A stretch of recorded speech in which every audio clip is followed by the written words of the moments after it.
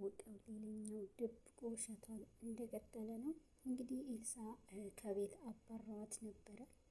ከቤት እንድትወጣ ውሸቷ ከታወቀባት በኋላ የበለጠ ሰብለ ደግሞ ከኤልሳ ጋር እልህ ውስጥ ተገብታለች። ከአብሲኑ ጋር ሆና ከጓደኛውና ከገዛ ወንድሜ ነው ብሎ ከሚያስበው ሰው ጋር ያንን ሁሉ ካደረገች በኋላ ቤት ውስጥ የአብሲኑ ሚስት ሆና እንድትቀጥል አልፈቀደችላትም። ነገር ግን አብሲኑ ይቅርታ ለማድረግ ብዙ ጥረት ሲያደርግ ነበረ። አንድ ካፌ ተቀጣጥረው እንግዲህ ኤልሳ ከቤት ወጥታ ነበረ። እናቷ ቤት ነበረች። ነገር ግን እናቷ ቤት ልጇ ስላልተመቻት ልጇንም ይዛ ወጥታ ነበረ። ከዛ ግን ደግሞ ከአብሲኑ ጋር አጋጣሚ ስትገጣጠም በዛ መሀል አንድ ቦታ አስቀምጣት ከአብሲኑ ጋር ትገናኛለች ኤልሳ። ነገር ግን ልጅቷ እስክትመጣ ድረስ እያወሩ ነበረ። ልጇን እየጠበቀቻት ስትቀርበት እንግዲህ ኤልሳ ከአብሲኑ ጋር በጣም ብዙ ነገር ስታደርግ ነበረ። ይቅርታ አድርግልኝ፣ ላደረኳቸው ነገሮች ጸጸት ውስጥ ነኝ ያለሁት እና በምንም ነገር ቢሆን ለሁሉም ነገር ይቅር እንድትለኝ ትለዋለች። አብሲኑም ያደረግሽው ነገር መቼም አይረሳም እና በደልሽ ቀላል አይደለም ብሏታል። ኤልሳ ግን ሁሉንም ነገር እንደተረዳች ሁሉንም ነገር ማስተካከል ፈልጋለሁ፣ ካንተ መለየት አልፈልግም ብላለች። ነገር ግን አብሲኑ በዚህ ያክል ቀላል እንደማይሆንና ግን ደግሞ እሷ መስተካከል ከቻለች እና አንቺም ለመስተካከል ዝግጁ ከሆንሽ እኔ ብሎ እንግዲህ ይቅርታ እንደሚያደርግላት ነው እየተናገረው። በዚህ መሀል እንግዲህ ልጇ በሌላ ሰው የወለደችው ልጅቷ ወደ እነሱ ካፌ ቦታ ትመጣለች። እንግዲህ ኤልሳ ልጇን ውጭ ላይ አስቀምጣት ነበረ ከአብሲኑ ጋር የተገናኘችው። ኤልሳ በዚህ ሰዓት ልጇ እማዬ ብላ ትመጣለች። ነገር ግን ልጇ በማስደንገጥና እንዴት እማዬ ትይኛለሽ? ማንሽ አንቺ ደግሞ እያለች አብሲኑ ፊት በጣም ትጮህባታለች።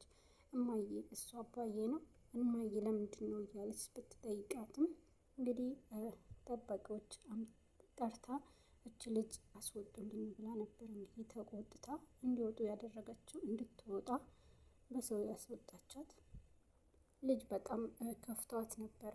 የገዛ እናቷ ከአያቷ ነጥላ እዚህ ከመጣቻት በኋላ እናት ልጅ አይደለሽም ስትላት እንግዲህ ልጅ መንገድ ለመንገድ ስትዞር ነበረ።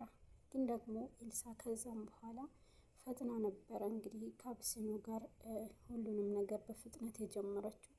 ከዛ ቦታ ትታ እንግዲህ ስልኳንም ከአብሲኑ ጋር ትታ ውጭ ትሮጣለች። ልጇንም ለማግኘት ሩጫ ትጀምራለች። ልጅም በመንገድ ነበረ ስትጓዝ የነበረችው። እናት ልጅ አይደለሽም ካለቻት በኋላ አያቷም እንግዲህ እያደረሰችባት ያለችው ስቃይ ልጇ ብቻ እንጂ እናትም ይህ ነገር አልተረዳቻትም።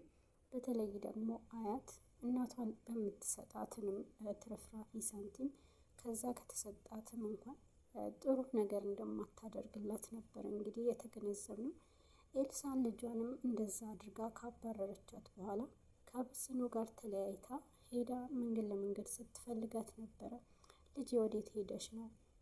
የት ሄደሽብኝ ነው? እያለች እንግዲህ በጣም ስትሯሯጥ ስትፈልግም ነበረ። ነገር ግን ልጇም ልታገኛት አልቻለችም።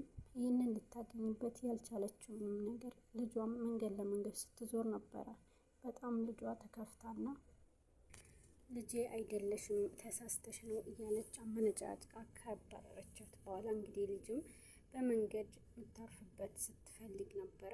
በመሀል ወይንሸት ታገኛታለች። እንግዲህ ወይንሸትና ኤልሳ ከመጀመሪያም ጀምሮ እጅና ጓንት ስለሆኑ ይበልጥ ግን ወይንሸት ስለዛች ልጅ አለማወቋ ነበርና ከአብሲኑ ከተለየችው በኋላ ኤልሳን በየአቅጣጫው ልጇንም ደግመኛ ለማግኘት ብትሞክርም እንግዲህ ልጅንም ማግኘት አልቻለችም። በጣም ስታለቅስ ነበረ። እንግዲህ ስልኳንም እዛ ከአብሲኑ ጋር ካፌ ትታው ነበረ የሄደችው። ከአብሲኑ ጋር ሆና እንኳን ልጇ በድንገት አብሲኑን ይህንን ነገር እንዳያውቅባት አፈጣጥና እንዳባረረቻት ከሱ ጋር ልቧም አልነበረም። እንግዲህ ከዛ በኋላም ልጇ በመንገድ ብትፈልጋትም አላገኘቻትም። የዛን ጊዜ እንግዲህ ኤልሳም ልጇም ሳታገኝ ወይንሸት ልጅቷን አግኝታ ስለ እናትና ስለ አባቷም ጠይቃ ነበረ። ልጅቷ ተስፋ ቆርጠም ነበርና እናትም አባትም የለኝም አያት ነው ያለኝ ብላ ትናገራለች። እንግዲህ ወደ አያቷ ስልክ ለመደወል ብትሞክርም ስልክ እንደማታውቅ ነበረ ለወይንሸት የነገረቻት። ወይንሸት ግን ይህንን ተስፋ ባለመቁረጥ እንግዲህ ወደ ፖሊስ ጣቢያ የኤልሳም ልጅ ትወስዳታለች። ወይንሸት እዛ ከወሰደቻት በኋላ ወደ ቤት ትመጣለች። አብሲኑ እንግዲህ ስልኳንም ትታ ብሎ ከኋላ እየተከተላት ወይንሸትን ኤልሳንም ያገኛታል። ኤልሳ ግን በዚህ ጊዜ በጣም ጭንቀት ውስጥ ልጇንም መንገድ ጣልኳት ብላ በጣም ተጨንቃለች። እንግዲህ አንገቷ ደፍታ ስታለቅስ ነበረ። አብሲኑ የደረሰው ምንድነው ሆንሽ የተፈጠረው ነገር ብሎ ጠይቋት ነበረ። አይ ምንም አልሆንኩኝም እያለች ለማዋሸት ብትሞክርም እንግዲህ አብሲኑ ስለሚያፈቅራት ሁሉም ስሜቷ ስለተረዳ ንገሪኝ የተፈጠረው ነገር ብሎ ነበረ እየጠየቃት። በዚህ ሰዓት ምንም አልሆንኩም የተፈጠረም ነገር የለምና ግን ስልክ ወስደውብኝ ነው ሌባ ብላ ተባተባለች። በዚህ ሰዓት አብሲኑም እንግዲህ ስልኩ ካፌ ትታው እንደሄደች ነው እሱም እንዳመጣላት ይሰጣታል። ነገር ግን ሀሳቧ በስልኩም አላረፈም። ይበልጥ ደግሞ አይኗም ይንከራተታል። አብሲኑ እንግዲህ እንዳትጨነቅና በቃ ወደ ቤት ወደ መኪና ውስጥ ገብታ እንዲሄዱ ያደርግላታል። መኪና ውስጥ ከገቡ በኋላ እንግዲህ አብሲኑ ይነጋገራሉ። አብሲኑ እያወራት እያለ እንግዲህ ኤልሳም ሀሳቧም ልጇ ጋር ነበረ።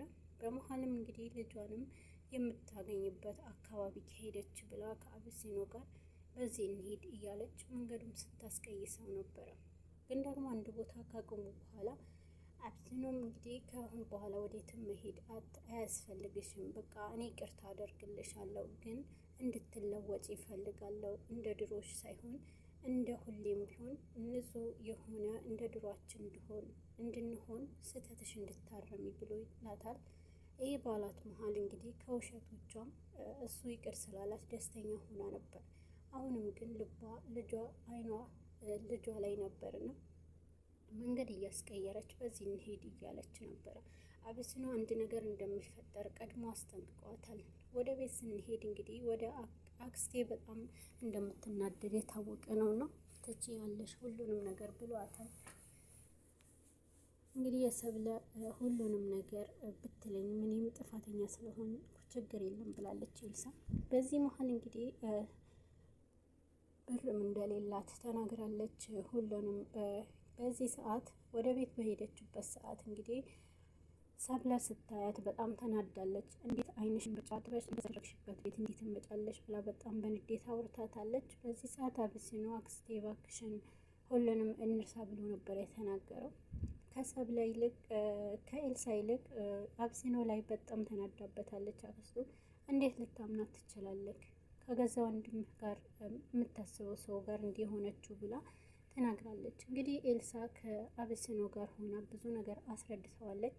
ከስህተት የተፈጠረ ነውና አንተ በሌለህበት እንግዲህ ሰክረን ይሄ ስህተት እንደሰራን ነው ብላ የተናገረችው። ነገር ግን ወይንሸት ከዚህ ጀርባ አሁንም እንዳለች አብሲኑም አልተረዳም። ግን ደግሞ ሰብለ እርግጠኛ ሆና ወይንሸት ከጀርባቸው አጋዥ እንደሆነች እርግጠኛ ሆኗል። በዚህ መሀል እንግዲህ አብሲኑ አክስቱንም እባክሽ አክስቴ ብሎ አስጠንቅቋት ነበር እንግዲህ በጥሩ ነገር እንድታስብ ብሎ። ነገር ግን አክስት እኔ ምንም አልተዋጠልኝም ብላ ለኤልሳ በጣም ተናዳም አዋርታታለች። ኤልሳ ግን ጥፋቷን ብቻ ሳይሆን ይሄ ነገር እሺ በማለት ትቀበለዋለች። በዚህ መሀል እንግዲህ ወይንሸትን ማናገር እንዳለባት ኤልሳም ወደ ወይንሸት ትሄዳለች። ሰብለ የተረዳችው ነገር ቢኖር ለወይንሸት ምንም አይነት ነገር እንደማትደብቃትና ከወይንሸትና ከኤልሳ ጋር በጣም የሚቀራረቡ ሰዎች እንደሆኑ ነበር። በዚህ መሀል ወይንሸትም ስታያት እንግዲህ ኤልሳ በጣም ደስተኛ ሆናለች። በመምጣትሽ ደስ ብሎኛል፣ በአንቺ ምክንያት ቤተሰብ አሁንም አንድ ሆነ ብላ ኤልሳም እንግዲህ ወይንሸትም ስታመሰግናት ነበረ። ወይንሸት በዚህ ሰዓት እንግዲህ ኤልሳ መምጣቷ ደስተኛ ሆናለች። ነገር ግን አሁን ላይ ኤልሳ በጣም እንደተጨነቀች እና የተፈጠረም ነገር እንዳለ ትናገራለች። ወይንሸትም እስካሁን ድረስ ያልሰማችው የኤልሳ ጉድ ድጋሚ ትሰማለች። ልጄ ነበረች እና ከአብሲኑ በፊት ከሱ በፊት የወለድኳት ልጅ አለች። እና አሁን ላይ ከእሱ ጋር ሆነን መጥታለሁ እና እማዬ ስትል አመነጫጭቄ አባረርኳት እና ምን አይነት መጥፎ ሰው ነኝ እያለች እንግዲህ ራሷ ስትወቅስ ነበር። ወይንሸትም በሁኔታዋ በጣም ተናዳ ነበር። እንዴት አደርጊያለሽ? አሁንም ሌላ ውሸት እያለች ነበር የተናገረችው። ነገር ግን ወደ ቤት ከመጣች በኋላ እንግዲህ ኤልሳ አሁንም ሶስተኛ ውሸት ዋሽታለች። እርጉዝ እንደሆነች በሚያውቁበትም ሰዓት ልጁም እንዳስወረደችው ድጋሚ ተናግራለች። እንግዲህ አብስኖ ከእሱ ጋር ለማሳመን ስትል ልጁ እንዳስወረደችውም ስትነግረው በጣም ተናዷል። እንዴት እንደዚህ አይነት ነገር ትሰሪያለሽ? ምን አይነት ሰው ነሽ? ብሎ እንግዲህ ተቆጥቷትም ነበረ። ግን ደግሞ ከአንተ ጋር ነው ልጅ እንዲኖረኝ የምፈልገው በማለት ነበረ ዋሸችው። ወይንሸት ጋር ስትደርስ ግን እውነቱን ነግራታለች። ወይንሸት እንዴት አንቺ አሁንም ትዋሸዋለሽ? ልጁ እኮ እየቆየም ቢሆን መታወቁ አይቀርም ብላ ትናገራለች። በዚህ ሰዓት ወይንሸት ያለቻትንም ነገር በእርግጠኝነት ልጁን ድጋሚ አሁንም እንደምታስወርደውና ልጁንም እንደምገለው ትነግራታለች። ወይንሸት ግን ይህንን ስታደርጊ በጭራሽ እኔ ቆሜ አላይሽም እና አታስቢ፣ ለዚህ ነገር እኔ አልፈቅድልሽም ብላ እንግዲህ ወይንሸት በንዴት ትናገራታለች። እና ምንም አማራጭ የለኝም ብላለች ኤልሳ። እንግዲህ ልጅ አሁን ላይ ከአያቷ ጋር ናት። አያቷ ግን እናቷንም ከወይንሸት ጋር በመተባበር እናትም ከፖሊስ ጣባ ከሄደች በኋላ እንግዲህ አያት ቤት ስታገኛት ኤልሳም ሄዳለች። ከእናትና ከልጅ ጋር እንግዲህ ተበጣብጠዋል። ልጅሽን እንዳሳድግልሽ ከፈለግ ብር ብቻ ክፈይኝ ያለቻት ነበረ። እንግዲህ ማንም ከየት ያመጣሻት ልጅ እያሳደግኩልሽ ነው በማለት ነበረ። ሌላኛው ደግሞ የህፃኑ አባት እየደወለ እያስጨነቃት እንደሆነ ተሰምተዋታል። ይህ ነገር ደግሞ አባት መጥቶ ልጄን ስጭኝ እያላት ይገኛል። ኤልሳም ይህንን ነገር በጣም አስጨንቋታል። አሁን ደግሞ ሰብለ በሌላኛው መንገድ ጠምዳ ይዛታለች። ሰብለ ኤልሳ አሁንም አልተቀየረችም፣ ከሌላ ወንድ ጋር እየሄደች ሊሆን ይችላል እና ትልቅ ፈተና እናዘጋጅላት ብላለች። የጓደኛህንም ቤት እንዲያርፍ አድርገን እንፈትናት ትላለች። አብስኖ ግን ይህንን ነገር በጭራሽ አይሆንም አክስቴ ተይ ቢላትም እኔን ጨርሰዋለሁ ብላ እንግዲህ በትልቅ ፈተና ውስጥ ኤልሳንም ያስገባታል። ነገር ግን ኤልሳ ከዚህ ፈተና ትወጣለች ወይስ ትወድቃለች የሚለውን አብረን የምናይ ይሆናል።